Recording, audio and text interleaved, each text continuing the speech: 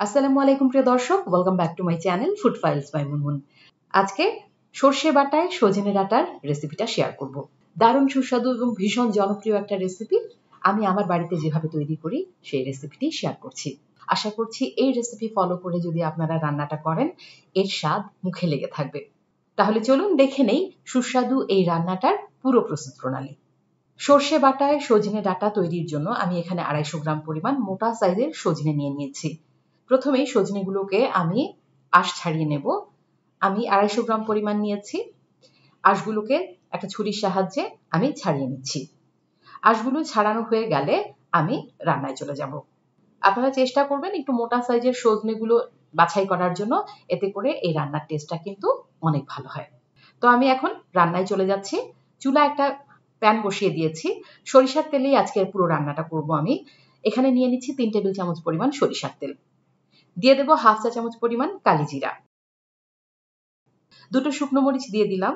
যখন কালিজিরা এবং শুকনো মরিচটা কিছুটা ফুটে উঠবে দিয়ে দেব 1/4 কাপ পরিমাণ পেঁয়াজ বাটা। পেঁয়াজ বাটাটা দিয়ে একটু নেড়ে চেড়ে দিচ্ছি।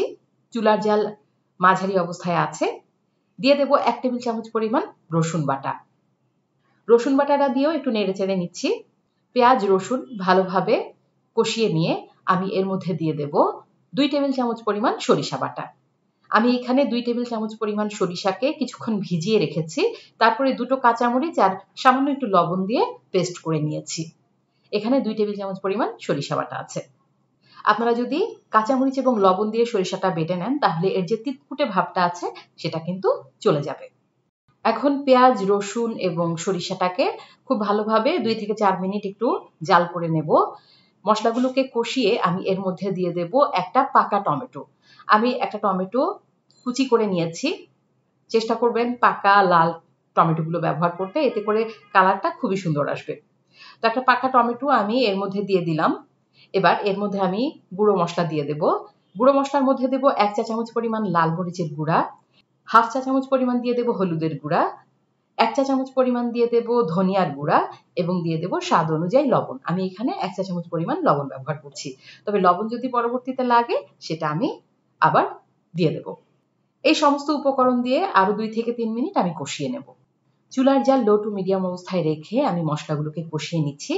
2 থেকে 3 মিনিট এভাবে মশলাগুলো জাল করে কষিয়ে নেওয়ার পর এর মধ্যে আমি দিয়ে দেব দুটো মাঝারি সাইজের আলু। আমি কারি কাট করে কেটে নিয়েছি। এখানে প্রায় 250 গ্রাম পরিমাণ আলু আছে এবং সেই সাথে আমি এর মধ্যে দিয়ে দিচ্ছি 250 গ্রাম পরিমাণ সজনে। আলু এবং সজনে এ দুটোকেও খুব ভালোভাবে 5 থেকে 7 মিনিট সময় নিয়ে মশলার সাথে কষিয়ে নিতে হবে। যত ভালো করে আপনি কষিয়ে নিতে পারবেন আসলে রান্নাটা কিন্তু ততটাই ভালো হবে। তো সমস্ত উপকরণ খুব ভালোভাবে কষানো হয়ে গেলে আমি এর মধ্যে দিয়ে দেব 1.5 কাপ পরিমাণ পানি।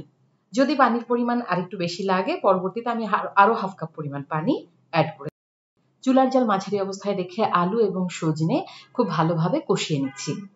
কষানো হয়ে গেলে আমি এর মধ্যে 1.5 কাপ পরিমাণ পানি দিয়ে দিলাম। এবার চুলার জালটা বাড়িয়ে বলক আসা পর্যন্ত অপেক্ষা করছি। যদি ঝোলের পরিমাণ বেশি রাখতে চান সেই ক্ষেত্রে 1.5 কাপের বদলে 2 কাপ পরিমাণ পানি দিয়ে দিতে পারেন। তো পানিটা কতটুকু রাখবেন সেটা কিন্তু আপনাদের ঝোল কতটুকু রাখবেন সেটার উপর নির্ভর করছে। ভিডিওতে দেখতে পাচ্ছেন পানিতে বলক চলে এসেছে।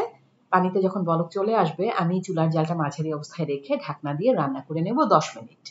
তাহলে ফিরে আসছি 10 মিনিট পর। 10 মিনিট পর ফিরে এলাম। এরই মধ্যে কিন্তু আমার আলুটাও সেদ্ধ হয়ে গেছে এবং সেই সাথে সজনেও সেদ্ধ হয়ে গেছে। এই পর্যায়ে আমি দিয়ে দেব 5 থেকে 6টা কাঁচামরিচ। আমি একটা আলু একটু চেক করে দেখছি সেদ্ধ হয়েছে কিনা। দেখুন এটা কিন্তু খুব সহজেই ভেঙে যাচ্ছে। তার মানে খুব ভালোভাবে আলু সেদ্ধ হয়ে গেছে। এবার 5 থেকে 6টা কাঁচামরিচ আমি এর মধ্যে দিয়ে দিলাম। আর 2 থেকে 3 মিনিট রান্না করে নিলেই কিন্তু আমার সর্ষে বাটায় সজনে রান্নাটা কমপ্লিট হয়ে যাবে। প্রিয় দর্শক, এই পর্যায়ে অবশ্যই লবণটা চেক করে দেখবেন। আমি কিন্তু এই রান্নায় একটু বাগার দেব, আর এভাবে বাগার দিলে কিন্তু আপনার রান্নার টেস্টটা অনেক বেশি ভালো আসবে। তো আমি একটা কড়াইতে 2 টেবিল চামচ পরিমাণ সরিষার তেল দিয়ে দিলাম এবং তেলটা গরম হয়ে এলে দিয়ে দেব 1 টেবিল চামচ পরিমাণ রসুন কুচি এবং সামান্য একটু পেঁয়াজ কুচি।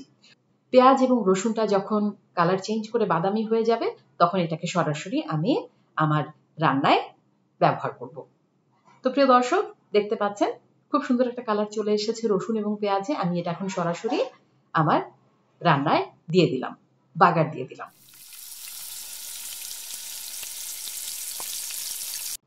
তৈরি হয়ে গেল দারুণ সুস্বাদু সর্ষে বাটা সজনে ডাঁটা। প্রিয় দর্শক, গরম ভাতের সাথে এই রান্নাটা একবার করে খেয়ে দেখবেন, আপনাদের অনেক ভালো লাগবে। সরিষার তেল দিয়ে সর্ষে বাটায় সজনে ডাঁটা, দারুণ সুস্বাদু একটা রেসিপি। আশা করছি আপনাদের ভালো লেগেছে।